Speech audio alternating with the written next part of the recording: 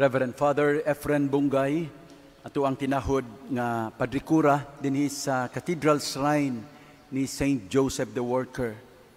Father Herbert Delwao, Father Adu Hubak, mga higala ug mga igsuon namo nga mga kamadrihan. Atong kalipay ug dako ang presensya sa ato ang tinahod nga gobernador amahan sa atong probinsya, the Honorable Arthur Yap. Mga kadagkuan sa ato ang pagamhanan ug mga empleyado sa ato ang provincial capital.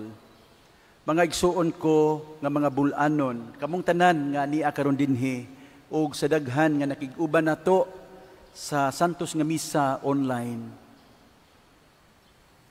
There is an inspiring quotation attributed to Catherine McKenna that says, "Mountains do not rise without earthquakes." Nga sa ato pa, ang mga bukid, dili mutunga kung wala ang mga linog. Mga igsuon, kining maong panultihon, nagtudlo nato og usa ka bililhong kamatuuran. Ang mga linog, mao'y hulagway sa mga pagsulay, problema ug kalisdanan nga mahitabo ning kalibutan. Sama sa linog nga moabot nga walay pasidaan, daghan sa atong mga suliran ang moabot nga wala nato damha ug palandunga. Hapsay maayo ang dagan sa atong kinabuhi. Unya sa kalit lang adunay problema nga mutay-og nato ug usahay maka-outbalance nato sa magyod ug linog. Kasagarang mga tao, malisang og linog. Naba ninyo diha di mahadlok og linog? Kitang tanan, malisang. Sa samang paagi, daghan nato mahadlok sab kon hadlaon na sa mga dagkong problema. Pero dili nato ikalimod nga ang mga linog ug mga pagsulay sa kinabuhi maubayay makapalig-on nato. Mao'y maghatod nato sa pagpaduol sa Ginoo ug gani maghatag nato og kalampusan ug kadaugan. Tinuod ba ni? Base sa daghang kasinatian, ang tawo nga dili linugon, huyang. Ang tawo nga dili makasinati og kalisod, mutubo nga kulang sa kusog ug kinaadman. Samtang ang tao nga gilinog sa makadaghan, nakasinati og mga kalisdanan, mugawas nga lig-on ug makinaadmanon. Indeed, it is true. Mountains do not rise without earthquakes. Alang sa atong kasayuran, diya sa balaang kasulatan, ang linog mao'y ilhanan sa presensya sa Dios. Pananglitan, Judges 5 verse 5 says, "The mountains quake at the presence of the Lord." Then the book of Nahum chapter 1 verse 5, "Mountains quake because of him, and the hills dissolve. Indeed, the earth is upheaved by his presence." Usahay pod mga igsuon, ang linog mao'y timailhan sa kasuko sa Dios tungod sa pagpakasala sa tao. Pananglitan, Psalm 18 verse 7. "Then the earth quaked, and the foundations of the mountains were trembling and were shaken because he was angry." Then the book of Isaiah 13 verse 13. "Therefore I will make the heavens tremble, and the earth will be shaken from its place at the fury of the Lord of hosts in the day of his burning anger." Mga igsuon, tingani nasayod mo sa pagkamatay sa atong Ginoo, diha bayay linog. In the book of Matthew 27:51, we are told, "And behold, the veil of the temple was torn in two from top to bottom, and the earth trembled, and the rocks were split. Apan ato sa nasayran nga ang pagkabanhaw ni Jesus giunhan usab og linog. Matthew 28 verse 2. And behold, a severe earthquake had occurred, for an angel of the Lord descended from heaven and came and rolled away the stone and sat upon it.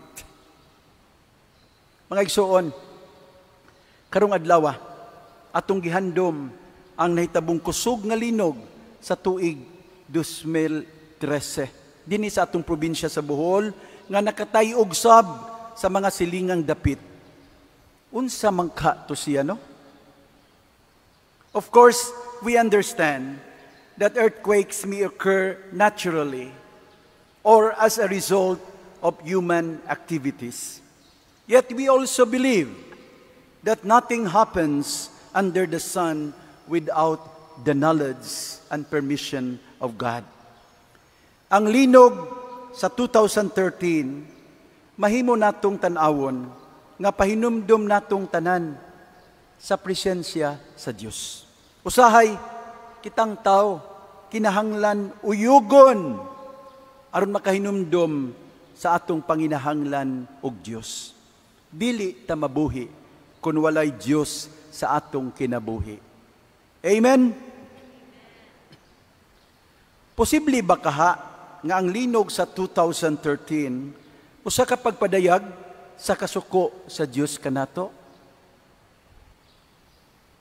Posible.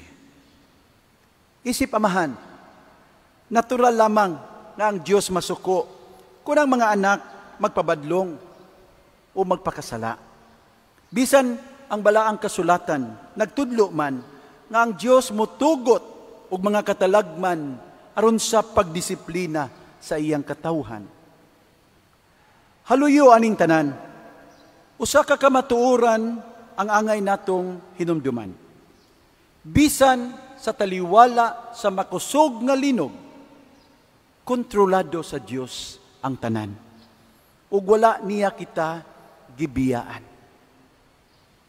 Tinuod, dihay mga nawad-ag kinabuhi. Ug atos lang giampo. Ug dihay mga nawad-ag kabtangan. Pero wala kita pasagdi sa Dios.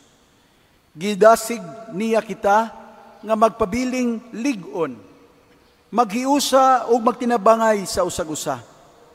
O kita nagtuo, nga ato mga minahal nga nangamatay sa maong linog, gipahiluna ra sa Dios. O karon, nakig-uban na niya didto sa iyang gingharian. Human sa 8 ka tuig, ang katilingbang bulanon, hinay-hinay nga nakabarog, gikan sa linog. Bisan ang atong mga karaang simbahan nga nangaguba og nabungkag, karon nabalik nga mas lig-on og mas nindot pa. Ingon ni ana kita ka pinalangga sa Dios. How about us?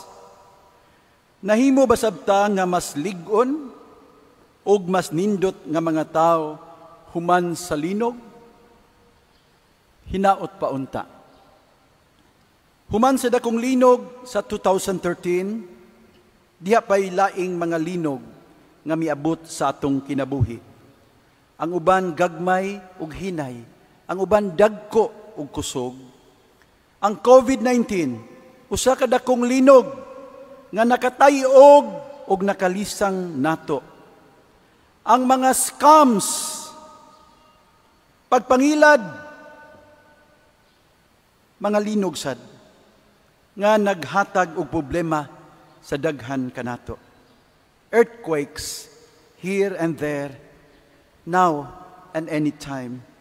Sa mga pagsulay, murag kabahin na kini sa atong kinabuhi. Angay bata mahadlok ug mawad-ag paglaom, ang tubag dili gyud. Tungod kay aduna may Ginoo nga wala magpasagad nato. Hawid lang sa Dios. Kadtong mga nasayop ug nakasala, balik lang sa Dios. Karong adlaw, mga igsuon, gipasidunggan sa simbahan, ang usa ka santos nga nakasinati sab og daghang linog ug pagsulay sa kinabuhi, si Santa Teresa of Avila. Nga bisan himugso og bidako sa panahon nga wala pahatagig lugar ang mga kababaihan, migula nga lig-on ug dakog tingog sa simbahan. She was a strong woman with mind and heart united with God and filled with great love. Si Santa Teresa sa Avila mao'y nagdasig natong tanan nga dili mahadlok. Matud pa niya, pain is never permanent. Mulabay ra na. Usa lang kuno kabutang ang angay natong kahadlukan, ang pagkahimulag sa Dios. Siya nangutana, how is it that we are cowards in everything save in opposing God? Ngano ba in taon? Naunsa man ta nga talawan kaayo ta sa daghang mga butang, pero dili ta mahadlok nga musupak sa Dios? That's a good question to reflect. Ang pagpakasala, ang pagkahimulag sa Dios, mao'y angay natong kahadlukan. Si Jesus mismo nag-ingon, ayaw kahadluki ang makapatay sa lawas, pero dili makapatay sa kalag. Kahadluki hinuon siya nga makapatay sa lawas ug kalag didto sa impyerno. Matthew 10 verse 28. Mga igsuon, aduna ba mo'y mga problema karon? Nakasinati ba mo glinog karon? Paminaw nato si Saint Teresa of Avila. Let nothing disturb you. Let nothing frighten you. All things are passing away. God never changes. Patience obtains all things. Whoever has God lacks nothing. Solo Dios basta. God alone is enough.